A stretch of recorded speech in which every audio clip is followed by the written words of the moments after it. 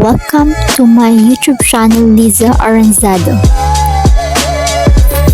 Subscribe, like, comment, and share. And don't forget to click the notification bell for more updates. Thank you and enjoy watching. Ang hinarvest kong kamote na maliliit guys, kaloka talaga guys, ang cute guys.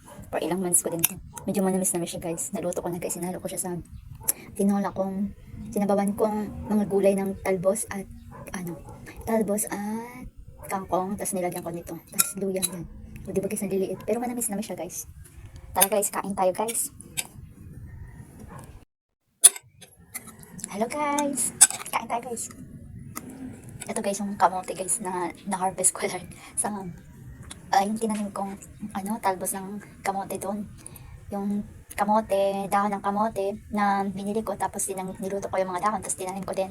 Then after ilang months tumubo na yung mga kamote doon. Tapos dun sa taas nagripat ako.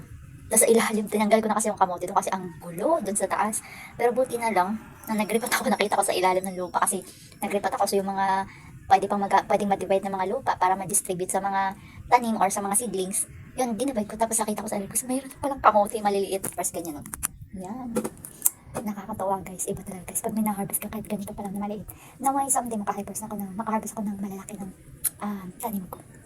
Thank you Lord. Hi guys. Guys, manamis-namis talaga guys ang kamote guys. Kahit ganito lang siya guys, kaliit guys, manamis-namis talaga guys.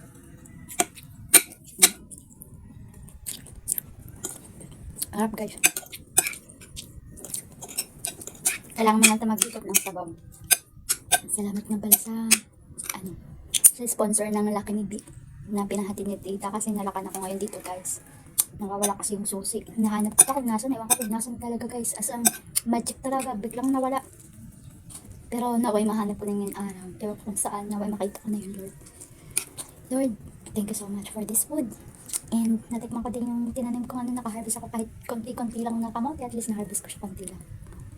Kaya nagtanim ako ulit guys. Pero ang cute lang guys, natatawa kasi ang cute, ang liliit. Pero manamis-namis siya, di ba? Mga ganito ba guys, yan. Yan. Ay, wala. Okay. Ganito kaliit. Ito din. Ang cute talaga. Parang bawo at parang siya, luya. Oh guys, nakakatawa. Guys, bye-bye. Kami naman kagabi ng Amazing Organic Barley Powder Drink Mix. Isang sachet nito. Grabe guys, kasi sobrang ubo ko kahapon. Sobrang tigas ng ubo ko. Pero may mga plema na lumalabas. Tapos ngayong umaga, nagpasuyo ako sa kapatid ko. Nagpabila ko ng tusiran. Tapos itong Newsil kasi medyo sinisipon ako. Since medyo inuubo pa din naman ako. Tapos naubos na din yung barley. May isang sachet pa, thankful na ako dahil may isang sachet pa ng Amazing Barley. Kahapon, kung hindi pa ako naglinis, hindi ko madidiscover na mayroon pa pala ako isang sachet dito. Kasi yung nakareserve ko pa yun. Tapos ngayon yung tusiran ko, inumin ko para magwakan na itong ubo ko. And new sip para mag-ano na yung sipon ko. Kasi yung sipon ko hindi pa hinog. So yun guys. Thank you very much.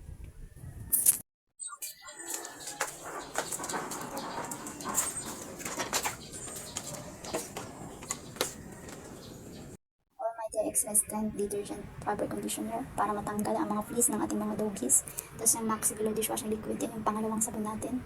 After na tagbawan or nababad. Tapos we need 1 gallon of water para sa ating shampoo. Ito yung shampoo natin, Cypermethrin Petcare Dog Shampoo. So kailangan nito 2 tablespoon per 1 gallon of water. So nagmix na ako kanina ng 2 tablespoon ng Petcare shampoo para mag-dissolve na siya and mababad for ilang minutes. Tapos syempre after matuyo ng ating mga pets or doggies, kailangan natin ng powder, Petcare Carbaryl Petcare Fleece and Tick Powder, kills fleas, tick and lice. Kasi dumadami na naman yung mga fleece ng ating mga doggies. So yan guys, for now.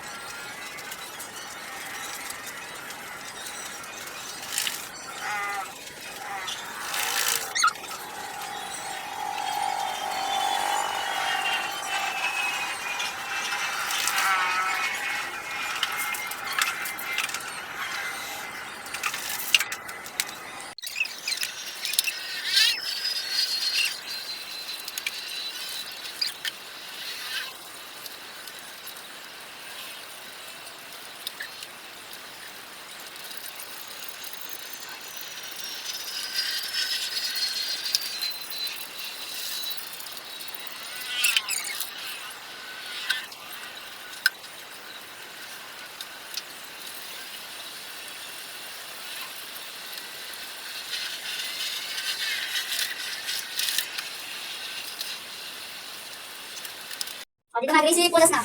Gracie, punas mo na. Dali na, para pulbuhan ko na kayo.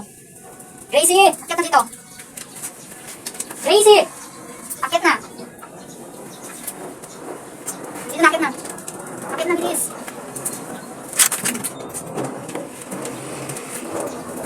Ano ba yung brownie? Tapos kayo na punasan. Si Gracie naman, doon na. Tuyok ka naman na. Doon ka naman na, sa side. O, Gracie ka naman. Doon ka na brownie muna. Ikaw ah.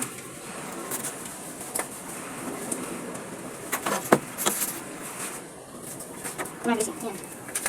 Napunasan ka na nga brownie, tapos ka na nga. O, tuyok ka naman na, tuyo o.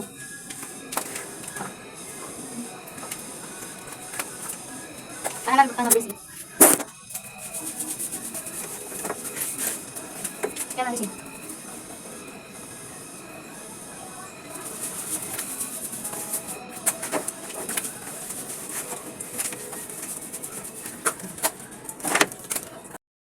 Guys, maglalagay tayo ng Carbaryl Pet Guard Flea and Tick Powder that kills fleas, ticks, and lice.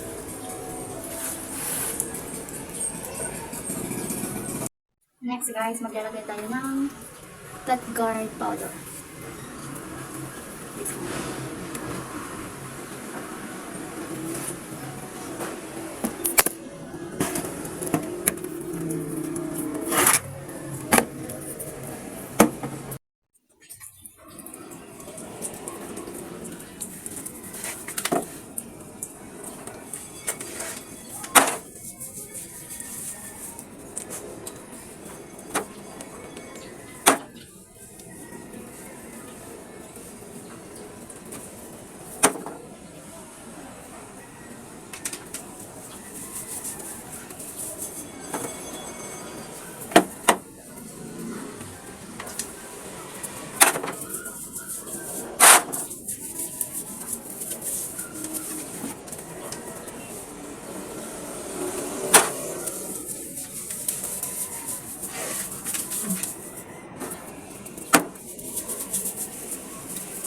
Malinis na kayo ha. Wala na kayong mga kuto-kuto. May kakakuto na naman kayo. May garakata pa lang.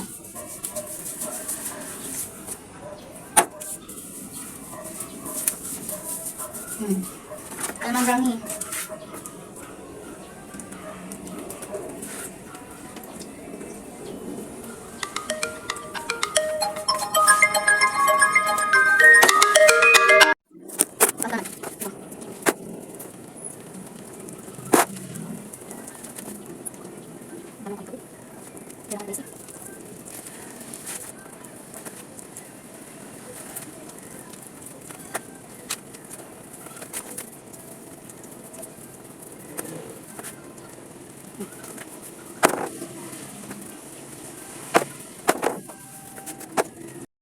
Tapos ko nang nalinisan sila Gracie and Brownie.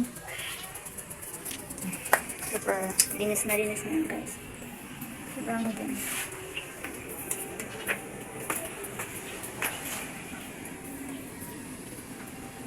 Done na po ako maglinis o magpaligid ng ating mga alagang mga aso. So, salamat ulit sa ating Pet Guard Dog Shampoo, this one, and this Pet Guard Flea and Tick Powder na binili nila Clenesty at Mental Ann para malinisan at mapaliguan ng ating mga alagang aso dahil ang dami talagang flea, ang daming mga garapata na guys. So, kailangan talaga mapaliguan na. So, yan guys, kanina nakita nyo naman, nalinis na natanggal na. Tsaka, imagine nyo guys, nung isang araw napaliguan ko si Grace pero madali na pati si Brownie. Tapos nilagyan ko sila ng pulbo. Effective guys, medyo namatay ng ibang mga lice, ay ibang garapata.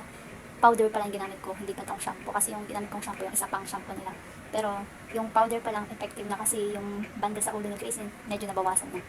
So, namatay din yung ibang mga garapata na. So guys, that would be all. Thank you for watching and don't forget to subscribe, like, comment, and share. Bye! See you on my next vlog.